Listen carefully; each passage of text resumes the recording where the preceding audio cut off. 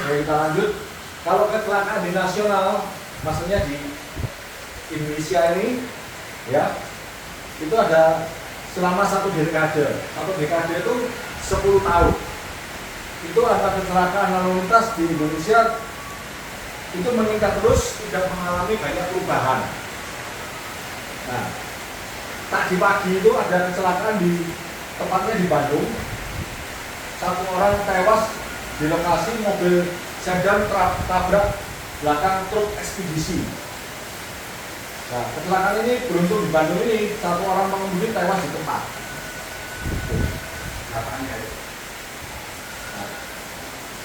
Sekarang apa penyebab umum kecelakaan tersebut? Yaitu pengemudi yang kurang konsentrasi, kelebihan kecepatan, jadi ngebut terus. Terus mengemudi dalam keadaan mabuk, nah itu nggak boleh. Ya sering mabuk misalkan, terus mengemudi, terus melanggar aturan lalu lintas, kondisi jalan yang buruk, kendaraan yang dalam kondisi tidak baik, cuaca buruk, terus ketidakpatuhan terhadap aturan lalu lintas. Itu penyebab-penyebab umum kecelakaan. Dan juga ini ada pemanasan global.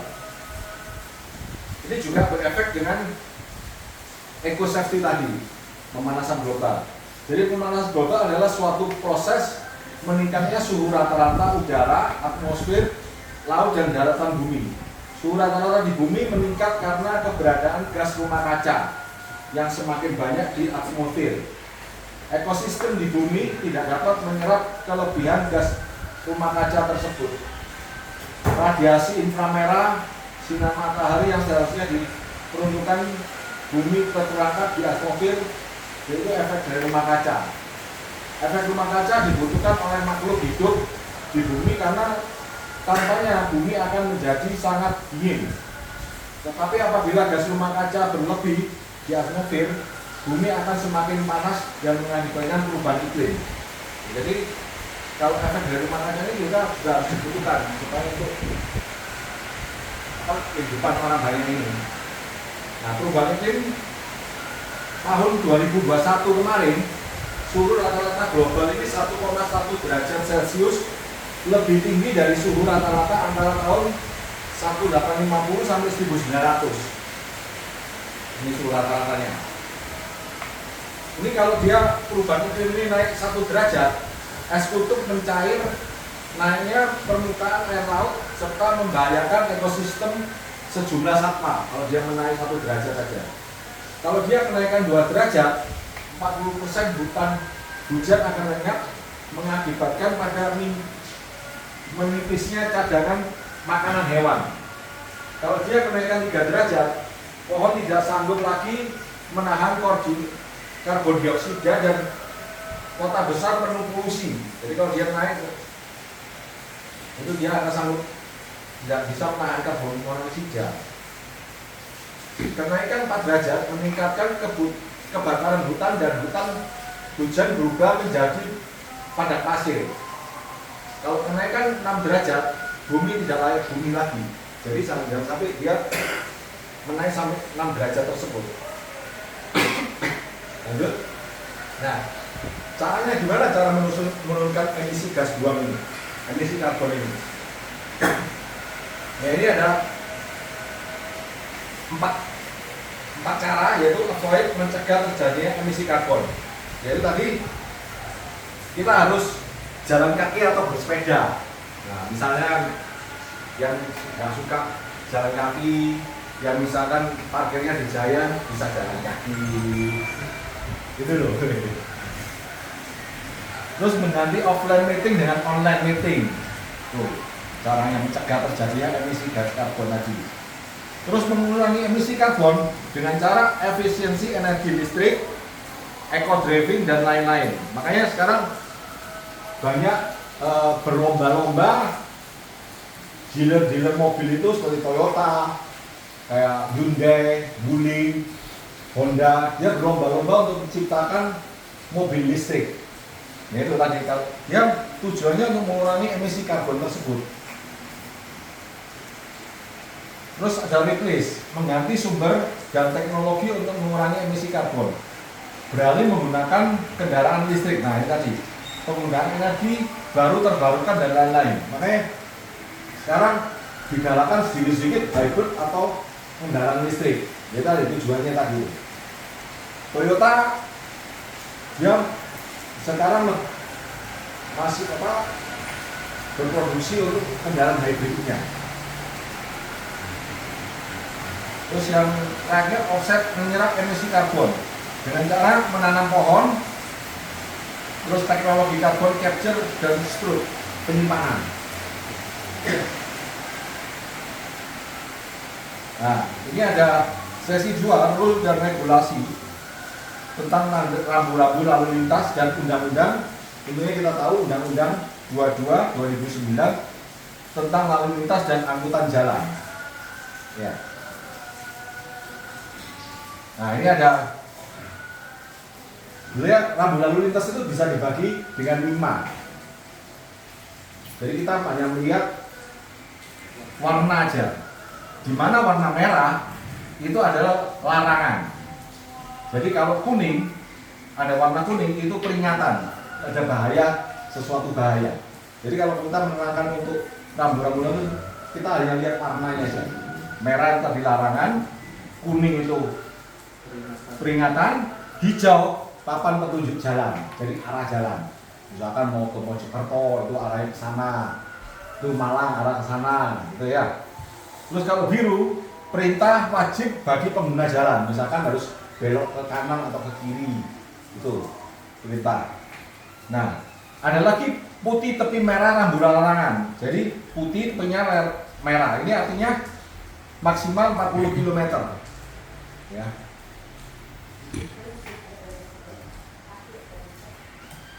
Nah, ini sekarang kita masuk di eco safety driving.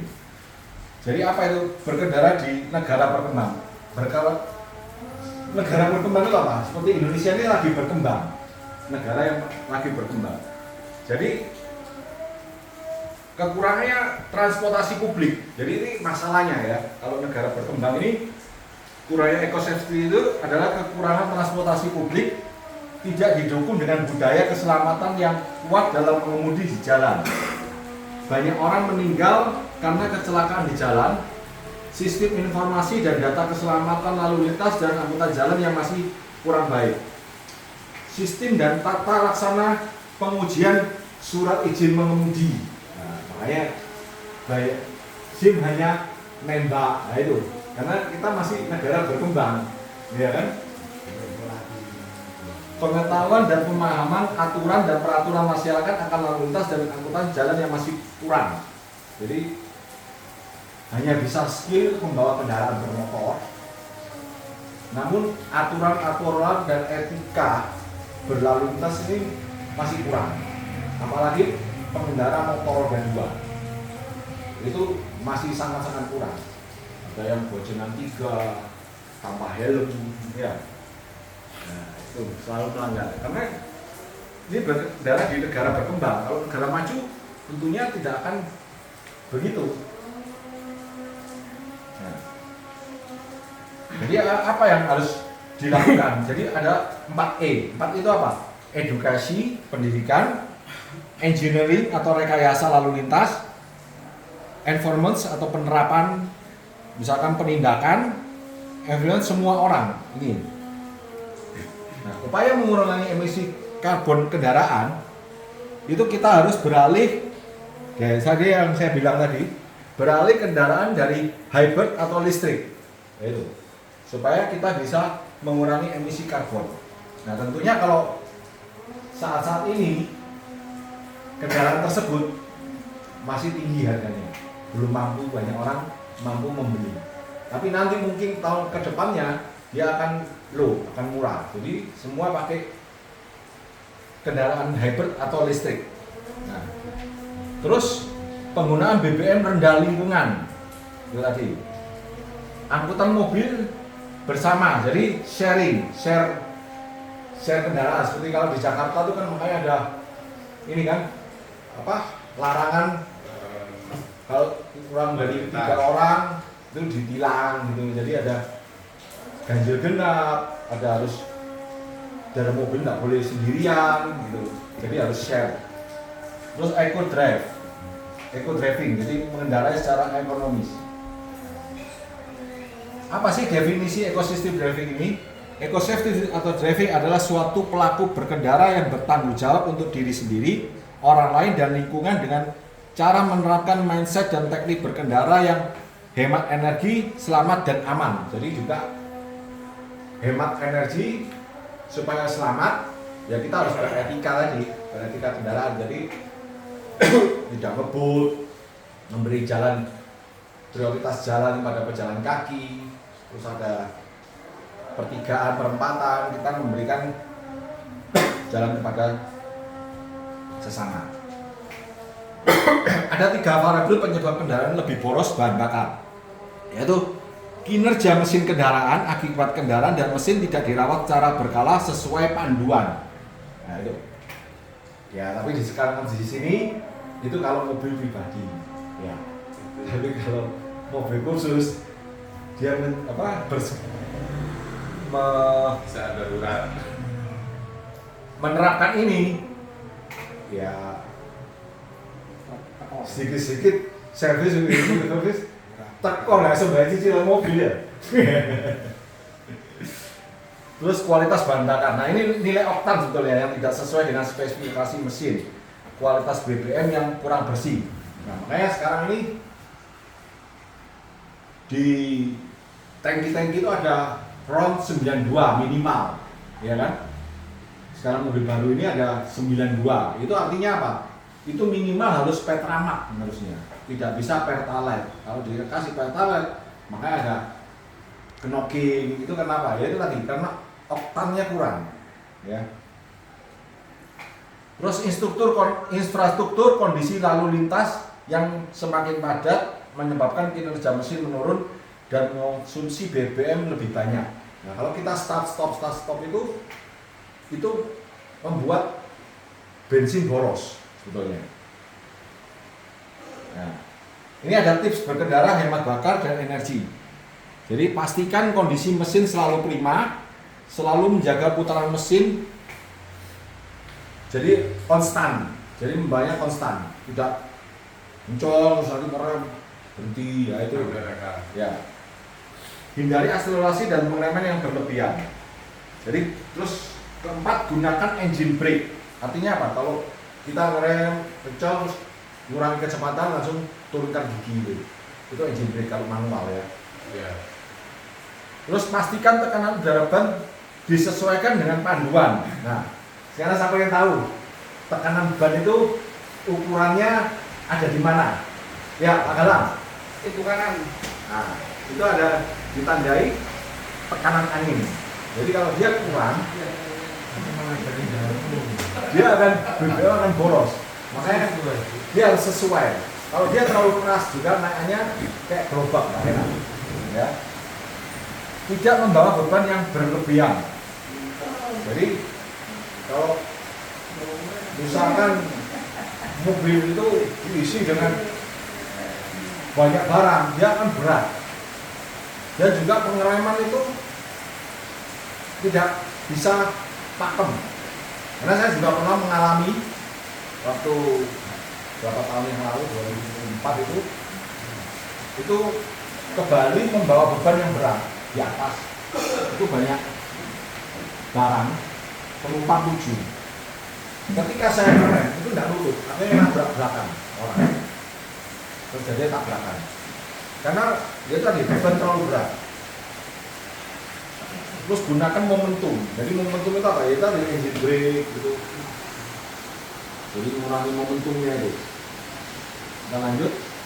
Nah ini ada manfaat ekosistem, eco-safety driving. Jadi manfaat secara ekonomi, menghemat biaya konsumsi bahan bakar, menghemat biaya perawatan kendaraan, mencegah kenaikan biaya asuransi kendaraan. Ini tadi. Konsumsi akan hemat bahan bakarnya, menghemat juga biaya perawatan kendaraan tersebut, mencegah kenaikan biaya asuransi. Maksudnya apa?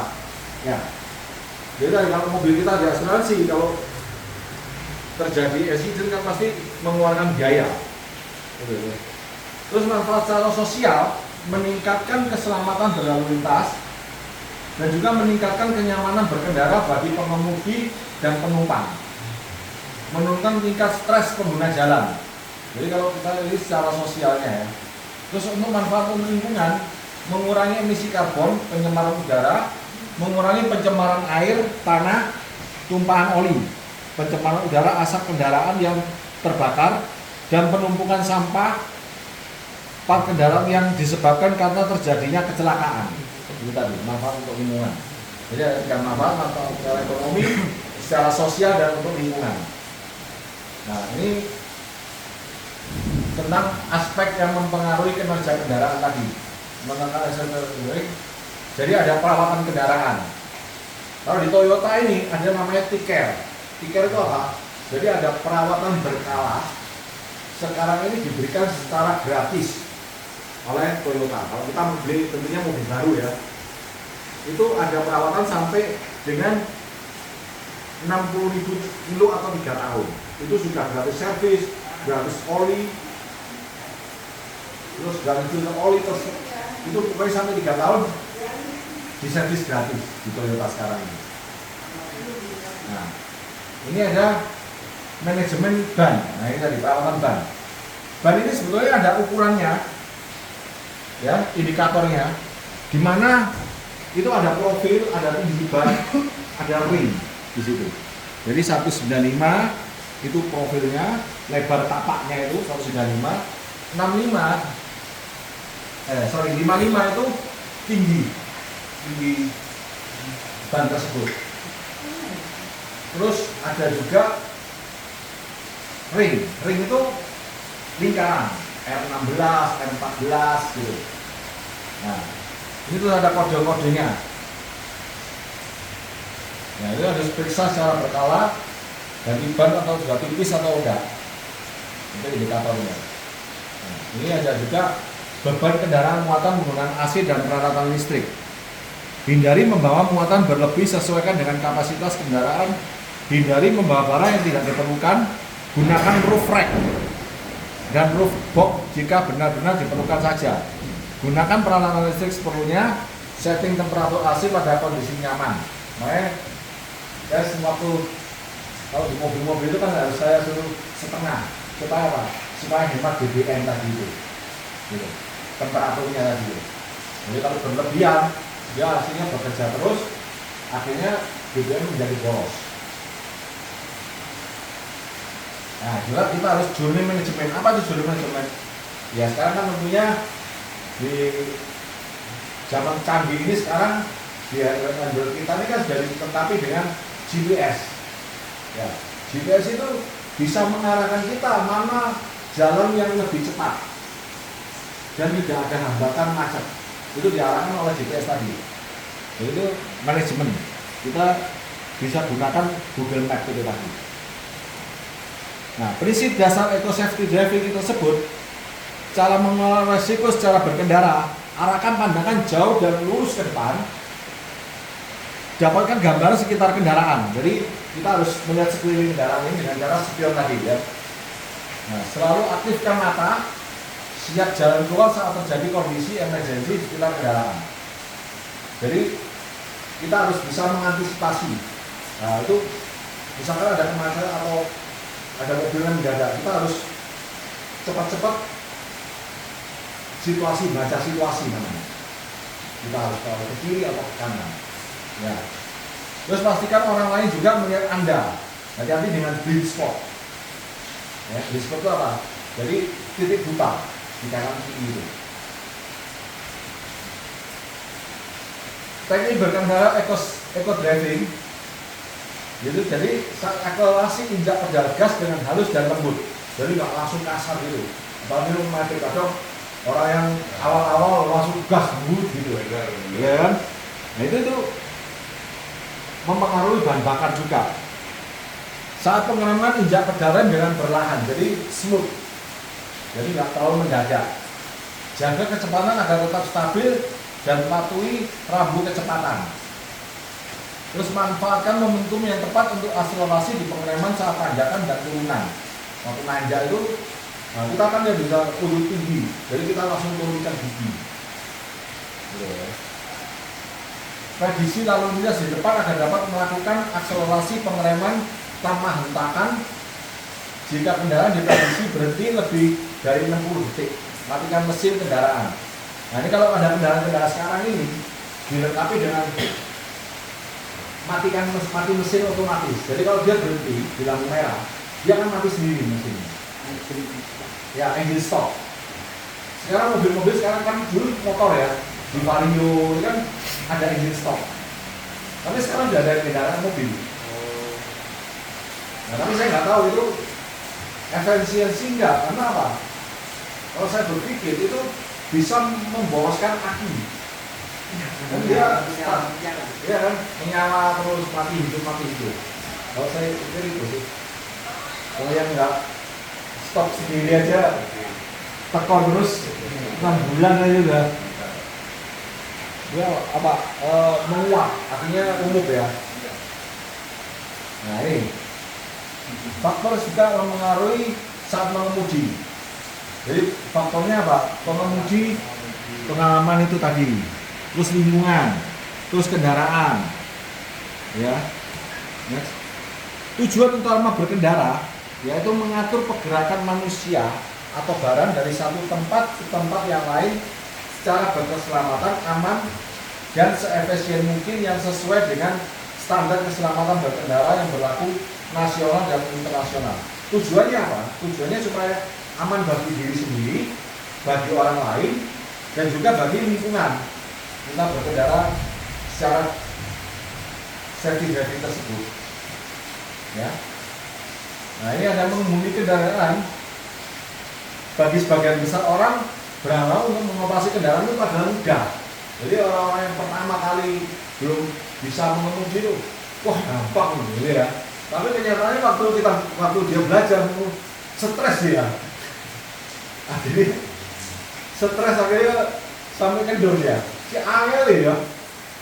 Padahal tidak semudah yang dibayangkan. Berkendara yang bertanggung jawab sangat bergantung pada pengetahuan, keterampilan perilaku dan pengalaman berkendara yang baik. Nah ini contoh-contoh kalau kurang mengemudi tidak ekosistem, tidak safety, dia akan terjadi accident karena kurangnya pengetahuan. Ya. Penyebab terbesar kecelakaan yaitu adalah manusia yang biasanya menganggap berkendara itu mudah. Itu penyebabnya, meremehkan itu, dan itu hanya sebagian kecil saja dari keseluruhan kesalahan yang terjadi. Nah, bagi perusahaan kalau terjadi kayak gini nih, jadi kehilangan waktu, ya, lost time injury, terus downtime hubungan, beban biaya bertambah, kehilangan nama baik, kehilangan kontrak kerjasama, itu tadi kalau bagi perusahaan. Terus bagi korban, dia akan meninggal, cedera, sakit, menderita, kehilangan penghasilan, pengeluaran ekstra, tidak mampu bekerja, trauma psikologis, beban pada keluarga. Nah, kalau trauma psikologis masih bisa disembuhkan, serahkan ke Pak Ade, ya, diilmu-terapi dia sembuh.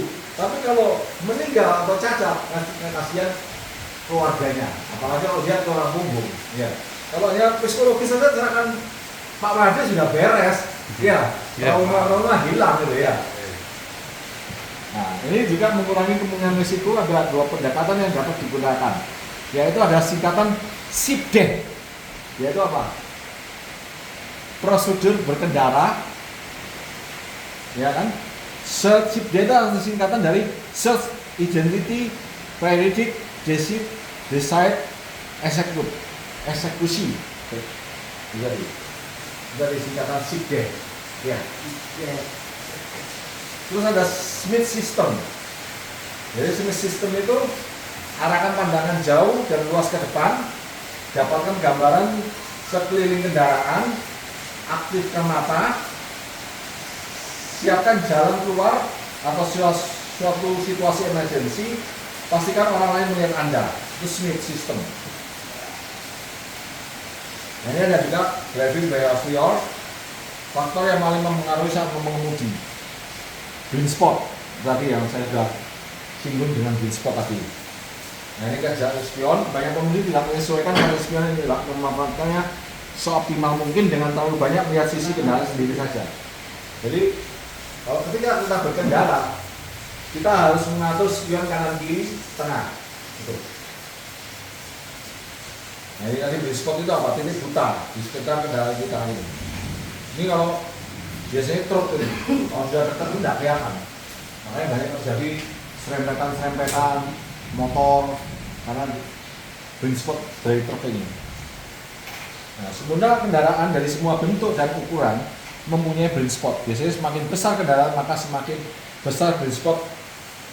Contohnya bus dan truk, blind spotnya lebih besar dari kendaraan kecil. Kaca spion, banyak pengemudi tidak menyesuaikan kaca spionnya dengan tidak memanfaatkannya seoptimal mungkin dengan terlalu banyak melihat sisi kendaraannya sendiri. Ya, gitu. Nah, tapi spionnya tidak bisa. Nah, ini juga sebelum berangkat. Saya terangkan sebelum berangkat, kita harus mengecek kendaraan kita supaya aman di jalan. Yaitu tadi disingkat supaya gampang ya, disingkat power. Apa itu power? P itu singkatan dari petrol dan paper. Apa itu petrol dan paper? Jadi P-nya itu adalah kayak surat-surat, SIM, STNK, termasuk uang. Ya, itu harus ada. Kalau kita mau berkendara, mau keluar kan, terus petrol, pastikan bensin ada. Ya. Nah, terus O-nya itu kita harus cek oli, itu minyak rem, oli, terus kalau matic, minyak maticnya itu oli matic, ya itu kita harus cek juga, ya. Terus power steering, kalau tapi sekarang sudah semua nggak pakai minyak power steering sih, sudah IPS. Terus B itu di mana? Water, air, singkatan dari air, water. Air radiator, wiper, terus air aki, ya, dan lain-lainnya. Ya itu air. Jadi kan ya air radiator, wiper, air aki. Terus electrical apa? Kelistrikan. Kelistrikan lampu-lampu kendaraan, kalau mati diganti, klakson, itu juga termasuk indikator speedometer. Dia ada kuning, kalau kuning berarti ada trouble di kelistrikannya ya. Ya Pak ya? Sering terjadi kan? Ya, Karena di itu kabelnya sudah tua, gitu ya. Terus rubber, nah rubber itu termasuk apa? Ban, ya kan? Rubber karet itu tadi ban, terus ban kipas, ban mobil tekanan angin, kondisi ban, terus ban kipas, kalau bunyi, itu tadi ya. Itu power, jadi harus ini diperhatikan. Nah ini 4 kunci menjadi pengendara eco safety driving. Jadi ada 4 kunci, yaitu perilaku, kemampuan untuk mengendalikan diri sendiri dalam merespon segala sesuatu, baik untuk merespon kejadian yang dipicu dan dari dalam kendaraan maupun dari luar kendaraan. Ya. Terus kendaraan, kemampuan untuk terus terkoneksi dengan lingkungan sekitarnya sehingga dapat terus mempraktekkan cara berkendara yang aman bagi lingkungan, aman bagi orang lain, dan aman bagi diri sendiri. Tuh. Terus ada kewaspadaan, yaitu kemampuan untuk selalu berhati-hati, berjaga-jaga dan bersiap siaga selama mengemudikan kendaraan.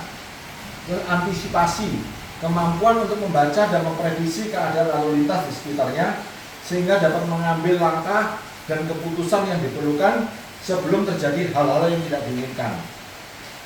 Gangguan-gangguan dalam berkendara, yaitu internal, gangguan dari penumpang, penggunaan HP, mengoperasikan audio saat berkendara, dan lain-lain. Itu internalnya. Gangguan eksternalnya, situasi di luar kendaraan yang menarik perhatian. Nah, jadi kalau kita bermain HP saat berkendara, tidak konsen, itu akan menyebabkan kecelakaan tadi. Tidak eco safety. Nah, ini ada penyebab kelelahan, fatigue. Ya. Driving behavior ini termasuk di fatigue, kelelahan. Jadi pengemudi jarak jauh, terus mengemudi di jalan yang sama berulang kali, mengemudi di malam hari setelah bekerja seharian, terhadap gangguan kesehatan menyebabkan kondisi fisik tidak prima. Ciri-ciri kelelahan ya sering menguap, itu tadi kelelahan itu. Terus mata terasa panas, kering dan lelah. Persepsi terhadap jarak dan kecepatan berkurang. Konsentrasi yang refleks berkurang. Penglihatan yang mampu mengenali situasi di sekeliling menyempit. Nah, ini untuk mencegah tersebut kita harus beristirahat, kita harus minggir. Kalau di tol ini kita harus cari apa? Rest area. Kita istirahat 20 sampai 30 menit setiap 4 jam berkendara. Ya. Tidak lebih dari 12 jam berkendara dalam sehari. Ya kalau masih 10 jam masih oke kan? Iya kan? Oh, 10 jam oke lah masih ada. Aku enggak kuat. Oh, 10 jam masih oke, kalau 12 jam oke. Bayar Tegal 20 jam. Hah? Aku sudah bayar Tegal 20 Lu jam. kan nanti kan 10 jam. Oh iya. Nggak oke masih ada. Iya.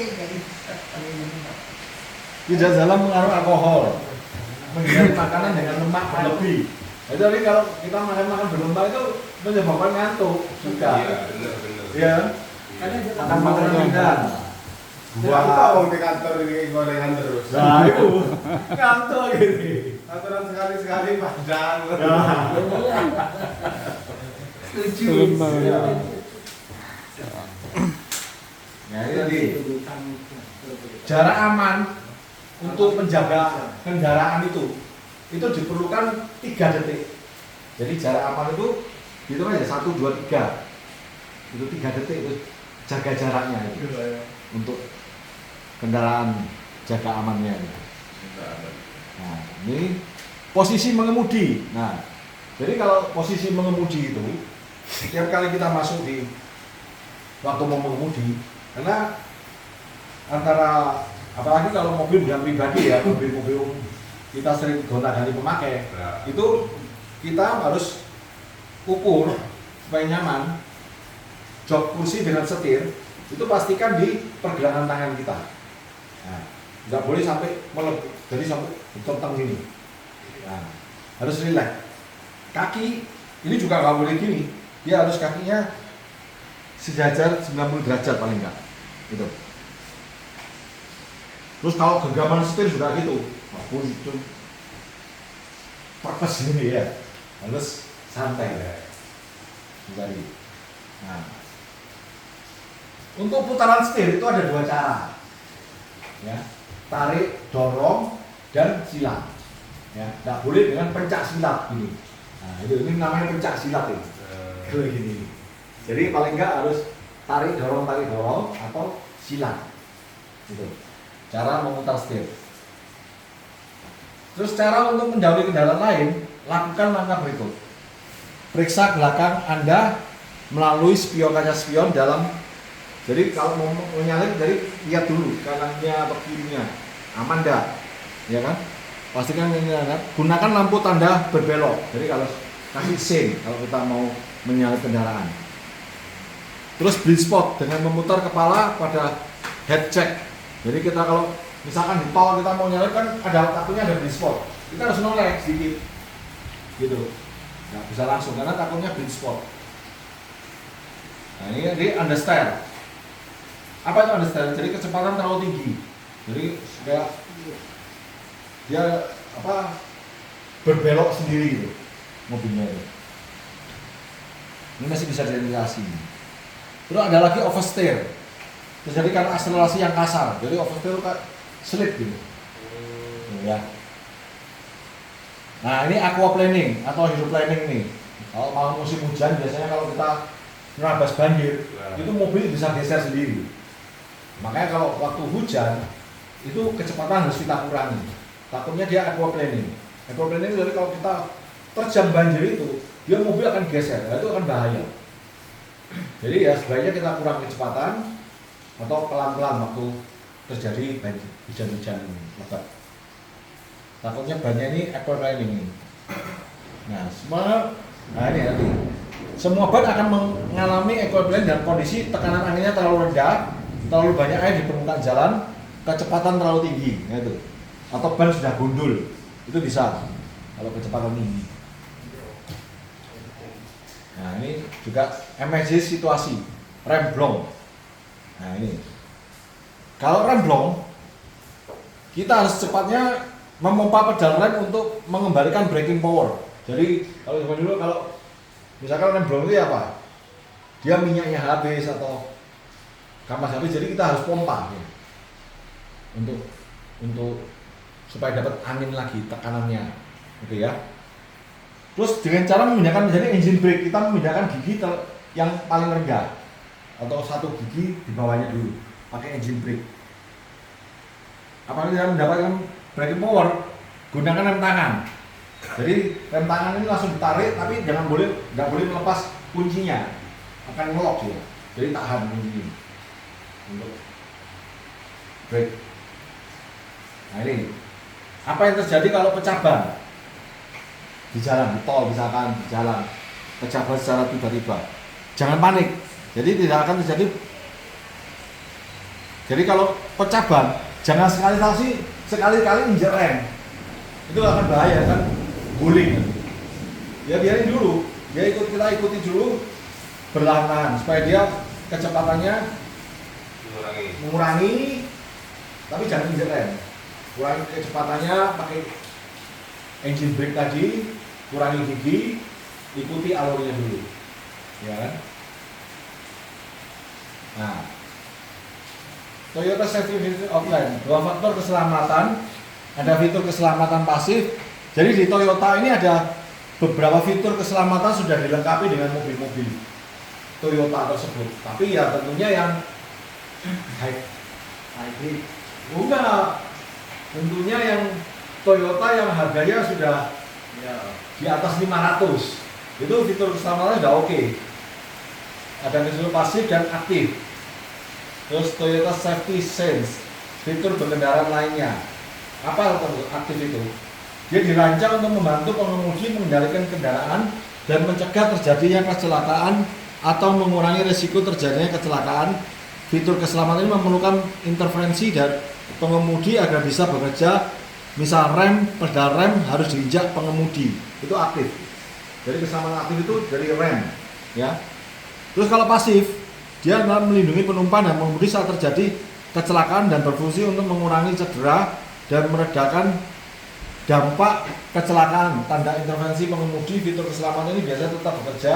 Misalnya struktur bodi mobil yang dirancang menyerap energi benturan. Nah, kalau Toyota itu ada, jadi bodinya dibuat kayak gua, jadi untuk meredam lebih parah gitu bagi pengemudi. Tapi mobil ya tetap parah, lebih parah. Nah ini fitur keselamatan pasif yaitu sabuk pengaman, airbag, itu pasif. Terus keselamatan pasif 2, rangka, sandaran kepala, handrest. Makanya handrest itu diciptakan untuk melindungi kepala kita, ya. Terus child safety box, safety lock. Nah di pintu itu ada child safety. Jadi kalau kita buka, kalau kita aktifkan, anak kecil misalkan buka pintu itu tidak bisa dari dalam. Kita harus buka dari luar. Itu untuk keselamatan. Nah itu keselamatan aktif, yaitu rem untuk mengendalikan kendaraan dengan lebih baik dan menghindari situasi berbahaya di jalan. Terus ada ABS, airbag system. Itu merancang, mengatur secara otomatis untuk mencegah roda terkunci. Nah, mobil yang tanpa ABS dan ABS itu ada bedanya. Bedanya apa? Kalau dia ABS, dia mengerem mendadak, terus kita belokkan, dia akan mengunci. Tapi kalau yang ABS, kita rem mendadak, dia akan mengunci. Maksudnya mengunci apa? Meskipun bannya dibelokin, tetap lurus, nggak bisa manuver. Tapi kalau dia ABS bisa manuver, gitu. Itu bedanya. Terus ada Electric Brake Force Distribution (EBD). Bekerja untuk mendistribusi tekanan pengereman secara merata ke setiap roda kendaraan. Jadi kalau ada ABS ada EBD-nya, itu dia bekerja remnya itu kayak memompa. Gitu. Ya. Terus ada stabilisasi ESC yang menjaga stabilitas kendaraan saat berbelok tajam atau pada permukaan jalan yang licin. Terus ada traction control system yang mencegah roda berputar saat akselerasi keras. Nah, ini ada TRC untuk anti slip. Itu Di TRC ini ada di kayak Pajero ras itu ada TRC-nya. Jadi anti slip. Ban belakang anti ke slip gitu. Nah ini ada Toyota Safety Sense. Ini dirancang untuk membantu pengemudi menghindari tabrakan depan dengan mendeteksi objek di depannya, memberikan peringatan secara audio, visual, serta bantuan rem mendadak dalam kondisi tertentu. Jadi sekarang ini ada kira-kira kalau sudah mendekat dia akan rem sendiri kendaraan sekarang ini, dia otomatis ya. Terus lane track assistant untuk membantu pengemudi menjaga kendaraan tetap berada di tengah jalurnya, jadi dia nggak akan ke kanan ke kiri, dia lurus bisa di tol gitu. Lane departure alert dirancang untuk mendeteksi perpindahan jalur yang tidak disengaja di atas 50 km per jam. Sistem yang memberikan kemudi korektif yang lembut untuk membantu menjaga kendaraan tetap di jalurnya. Jadi dia kayak nyetir sendiri gitu. Ada kameranya. Nah ini juga adalah sistem adaptif untuk menjaga jarak dengan kendaraan di dalam depan pengemudi. Jadi dia bisa menjaga jarak. Terus ada road sign assistant untuk membantu mendeteksi rambu lalu lintas. Automatic hybrid untuk membantu pengemudi melihat lebih jelas di malam hari sekaligus mengurangi silau bagi kendaraan lain. Nah ini otomatis dia kalau jadi bisa ngedip sendiri. Nanti kalau ada kendaraan lain dia akan mati sendiri. Apa lampu biasa. Proaktif jadi akan membantu pengereman tersebut dalam beberapa kondisi seperti saat kendaraan yang parkir di pinggir jalan, pejalan kaki yang sedang menyeberang atau di tikungan. Dia akan ngerem sendiri. Kalau ada misalkan nyelonong mobil keluar gini, dia akan ngerem sendiri, otomatis. Nah ini fitur pengendara lainnya. Ini ada memberikan fitur mobil phone, monitor, blind spot monitor. Ada 360 degrees front view monitor. Ini menggunakan untuk memberikan pandangan. Jadi kalau ada 360 view ini kamera, itu kalau kita mau putar balik, mau belok, itu dia ada keluar kameranya, sudah otomatis lihat sekelilingnya. Terus ini ada pengaman, sistem memberikan peringatan jika pengumuman tidak menggunakan sabuk pengaman. Itu titik. Electric parking brake sebagai mengganti dari manual handbrake. Itu kayak handbrake otomatis gitu. Nah ini sekarang perhitungan emisi karbon, ruang lingkup perhitungan emisi karbon, faktor emisi karbon, bahan bakar, contoh perhitungan emisi karbon. Nah ruang lingkupnya apa? Ini terhadap dua metode mengukur konsumsi karbon yang dihasilkan, well to well atau mengukur konsumsi emisi karbon yang dihasilkan dan seluruh life cycle emisi mulai saat sumber energi diproduksi sampai terkirim ke stasiun pengisian. Jadi ini jarang digunakan ya, dari tangki langsung ke mobil kan nggak mungkin ya. Ya yang bisa apa? Tank to well, yaitu adalah mengukur konsumsi emisi karbon yang dihasilkan hanya saat berkendara. Jadi ngisi full tank nanti dapatnya berapa kilometer satu berapa ya itu tadi untuk mengukur emisi karbonnya tadi ya. Nah ini faktor emisi karbon bahan bakar ini ada pertalite, pertadek, dexlite, bensin, pertalite, pertamax, biosolar. Ini ada tabelnya, ini total emisinya. Nah ini jarak tempuh. Jadi ada kalau diisi full, misalkan full tank 40 liter. Nah nanti kalau kita sudah pakai 100 kilo katakan, ya kan? Nah nanti tinggal diisi full tank lagi berapa? Nah itu nanti ketemu satu berapa gitu kendaraan tersebut ya. Oke, ya sampai sini selesai Eco Safety Driving tadi. Semoga bermanfaat bagi Bapak dan Ibu. Terima kasih. Wassalam. Selamat malam. Assalamualaikum. Matikan nih Pak. Wes deh,